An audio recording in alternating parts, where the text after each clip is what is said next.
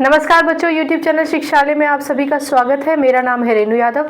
Carbon and its compound का बहुत important topic है सोप्स। क्या होते हैं सोप्स?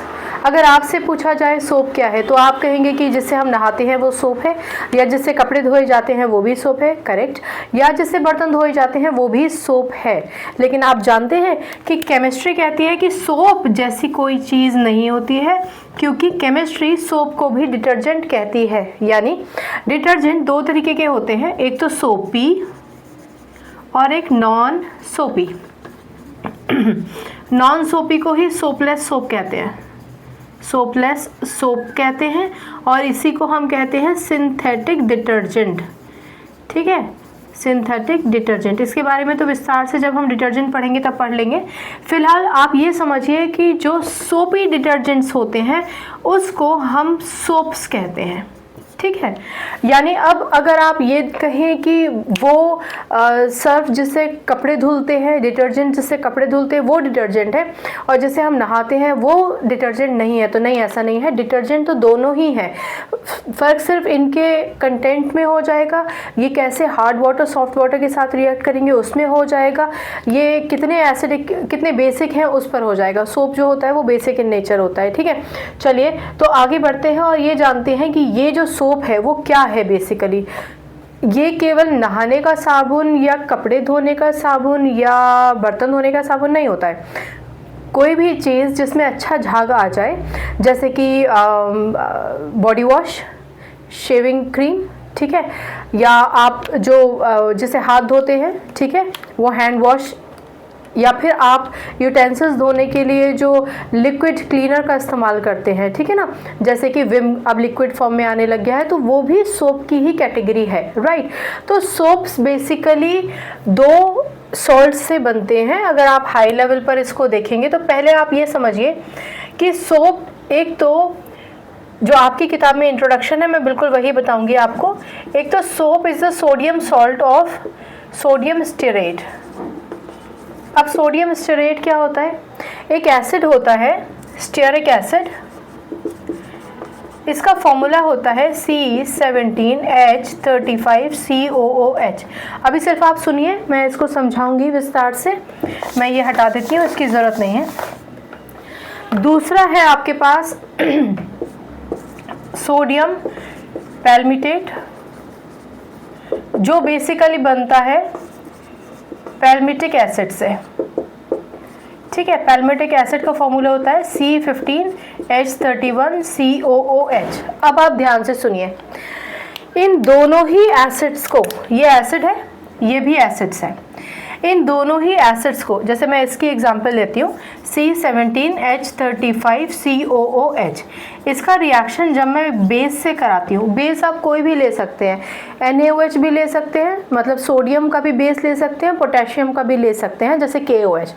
जब मैं ऐसा रिएक्शन कराऊंगी तो सबसे पहले तो अपना रूल फॉलो करते हैं, C17H35COO नेगेटिव, H पॉजिटिव, और ये भी टूट जाएगा, Na पॉजिटिव और OH नेगेटिव में। चलो, तो ये तो आपको समझ में आता ही है कि ये नेगेटिव है, तो ऑफकोर्स इसके साथ जाके मिल जाएगा, यानी हमारा जो प्रोडक्ट होगा वो हो जाएगा C17H35COONA प्लस H2O। बस ये इम्पॉर्टेंट है। अब मैं इसी के आगे एक और इक्वेशन आपको लिखूंगी और लिखकर दिखाती हूँ, और फिर हम ये इसका जो सोप का आयनिक और नॉन आयनिक पार्ट क्या होता है उसका डिस्कशन करेंगे, इन दोनों का रोल डिस्कस करेंगे।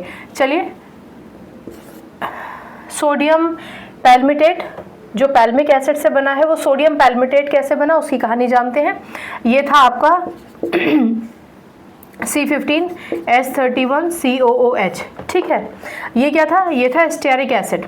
ये क्या था? ये था पैल्मिक एसिड। इसको भी बेस से रिएक्ट किया, इसको भी बेस से रिएक्ट करते। जब बेस से रिएक्ट करेंगे तो वही विघटन करेंगे रिएक्टेंट्स का। ठीक है, Na आकर हाइड्रोजन को रिप्लेस कर देगा, यानी C15H31COO Na बन जाएगा और H2O रिलीज हो जाएगा, राइट। अब ये आप देख रहे हैं पूरी इक्वेशन, इस इक्वेशन में हुआ क्या है? ये क्या है? आप जानते हैं ना कि ये एक higher homologue of carboxylic acid है। इससे पहले जब आपने सोप का प्रोडक्शन पढ़ा था तब आप ये पढ़कर आए थे कि सोप कैसे बनता था। CH3COOH ये लेते थे ना हम, CH3COOH का हम एक अल्कोहल से रिएक्शन कराते थे तो वो CH3CO C2H5 में कन्वर्ट होता था, फिर हम उसका बेस से रिएक्शन कराते थे और अल्टीमेटली हमारे पास एक सॉल्ट आ जाता था CH3COONA प्लस आपके पास C2H5OH बन जाता था। तो ये क्या है, ये सॉल्ट है, ठीक है। और ये CH3CO C2H5 किससे बना था, CH3COOH से बना था, बेसिकली कार्बोक्सिलिक एसिड से बना था। ये कार्बोक्सिलिक एसिड बहुत ही छोटा कार्बोक्सिलिक एसिड था, ठीक है। अगर मुझे इसका बड़ा कार्बोक्सिलिक एसिड चाहिए, लाइक हायर होमोलॉग चाहिए, बिगर इन नंबर चाहिए, तो है C17H35COOH, ये भी कार्बोक्सिलिक एसिड ही है। चलिए इस इक्वेशन की फिलहाल मुझे ज़रूरत नहीं है, जब मैं इस टॉपिक पर रेस्ट्रिक्ट रहना चाहती हूँ अभी सोप्स। तो ये जो है ये कहलाया जाएगा आपका सोडियम स्टीरेट और ये कहलाया जाएगा आपका सोडियम पैल्मिटेट। ये दोनों ही एग्जाम्पल्स आपकी किताब में लिखे हैं। अब इन दोनों में से ही मान लीजिए कि मैं किसी एक को फिलहाल तोड़ती हूँ, बहुत ध्यान से सुनिए। C17H35COONA है, इसको मैंने तोड़ा तो ये C17H35COO नेगेटिव और Na पॉजिटिव में टूटेगा। क्लियर हो गई बात। कुछ किताबों में आपको ऐसा भी मिलेगा C17H35COO नेगेटिव Na पॉजिटिव। क्यों, ऐसा क्यों, बहुत ध्यान से सुनिए, यहीं से आपको सोप का आगे का डिस्कशन सारा समझ में आएगा जो नेक्स्ट लेक्चर्स में हम लेंगे। ये जो नेगेटिव पार्ट था ये इस पॉजिटिव पार्ट के साथ यूनियन कर रहा है, ठीक है। इसी वजह से ये जो नेगेटिव पार्ट है ये इसके साथ भी जुड़ा है, इस लॉन्ग चेन के साथ। और इस लॉन्ग चेन को अगर आप इलाबोरेट करके देखेंगे तो इसमें 17 कार्बन है, यानी आपके पास इस तरीके से 17 कार्बन होंगे और हर एक कार्बन हाइड्रोजन से जुड़ा है, यानी आपके पास एक लॉन्ग हाइड्रोकार्बन चेन आ जाएगी। क्लियर। वो लॉन्ग हाइड्रोकार्बन के चेन में आपको CO नेगेटिव और Na पॉजिटिव पार्ट मिलेगा। ये समझ में आ गया, वेरी गुड। तो आपको किताबों में लिखा मिलेगा कि सोप में एक तो आयनिक पार्ट होता है और एक होता है नॉन आयनिक पार्ट। एक तो नॉन आयनिक पार्ट होता है सोप में और एक होता है आयोनिक पार्ट, ठीक है। तो नॉन आयनिक पार्ट क्या होता है, नॉन आयनिक पार्ट ये है, आप देख रहे हैं इसमें कहीं कोई चार्ज नहीं है। C17H35 में फिलहाल आपको कहीं कोई चार्ज नहीं नज़र आ रहा है, ठीक है। वो बिल्कुल संतुष्ट है क्योंकि यहाँ भी वो एक तरफ से कार्बन से ही जुड़ी होगी, तो लास्ट वाला जो कार्बन होगा वो दो तरफ से हाइड्रोजन से, इधर कार्बन से और इधर इस वाले कार्बन से जुड़ा होगा, यानी उस पर कोई चार्ज नहीं होगा, ना पॉजिटिव ना नेगेटिव। लेकिन ये जो लास्ट वाला पोर्शन हो जाएगा ना C17H35 की, जब आप काउंटिंग कर देंगे, आप समझ पा रहे हैं ना, इस तरीके से आप 17 कार्बन बना लीजिए, उसकी ज़रूरत है नहीं। लास्ट में CO नेगेटिव Na पॉजिटिव आएगा। तो ये क्योंकि इसमें पोलर है ये, यानी एक पॉजिटिव और एक नेगेटिव पार्ट है, तो इसीलिए आप इसको बोलेंगे आयनिक पार्ट।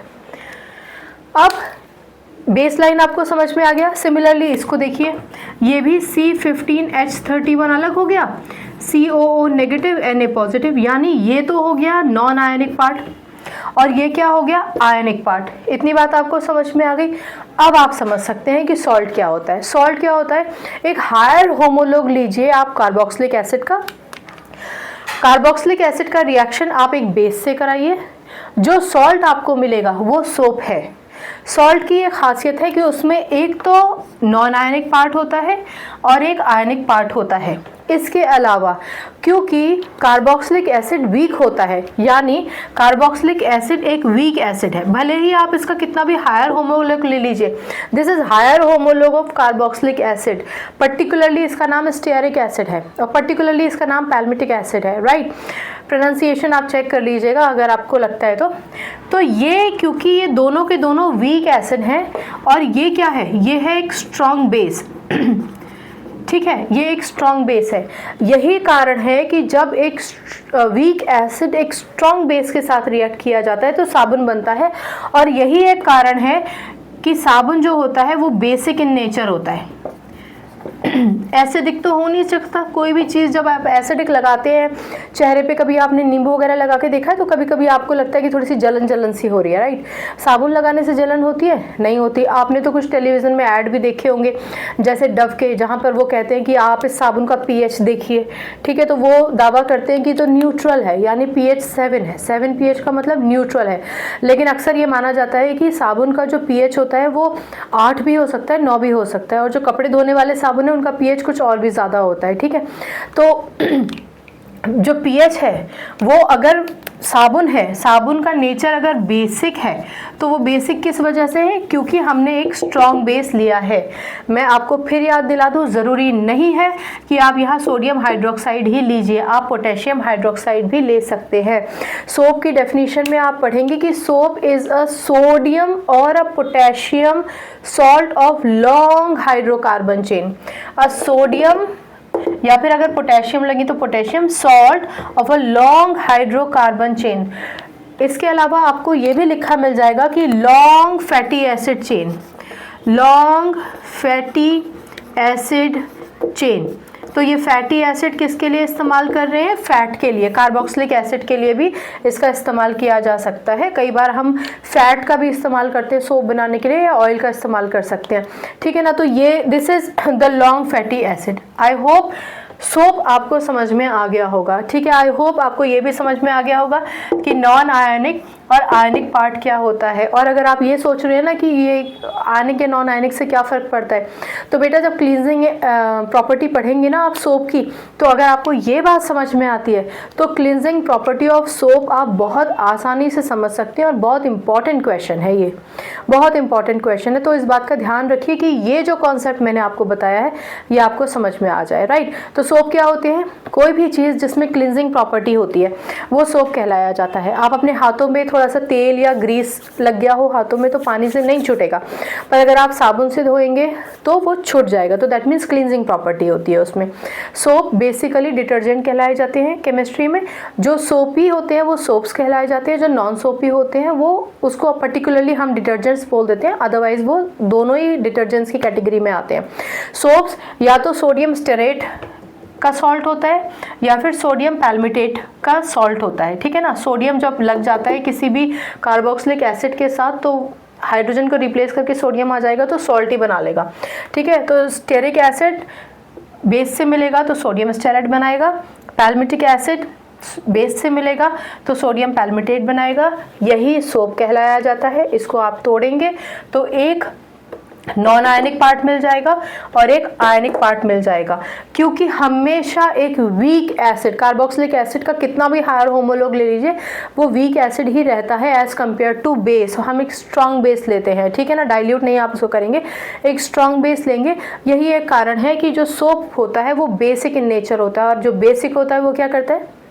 रेड लिटमस को ब्लू में कन्वर्ट करता है। तो अगर आपको साबुन का pH चेक करना है, जस्ट आप देखना चाहते हैं एसिडिक है या बेसिक है, तो pH पेपर लेकर आइए, आपको एकदम बढ़िया तरीके से समझ में आ जाएगा कि रेड लिटमस को ब्लू में कन्वर्ट कर दिया यानी कि वो बेसिक है, राइट। तो this was all about soap. अगले लेक्चर में हम स्ट्रक्चर ऑफ सोप मॉलिक्यूल और उसके अगले लेक्चर में हम क्लींजिंग एक्शन ऑफ सोप पढ़ेंगे। इसके अलावा आपकी टीचर डेफिनेटली आपको क्लासरूम में सोप लेबोरेटरी ले जाकर सोप बनवाएगी। आप देखिए बच्चे बहुत अच्छे अच्छे प्यारे प्यारे शेप में सोप बनाकर लेकर आते हैं, आप भी कोशिश कीजिएगा, लेकिन अपनी टीचर की निगरानी में। लेबोरेटरी का कोई काम बिना टीचर के नहीं।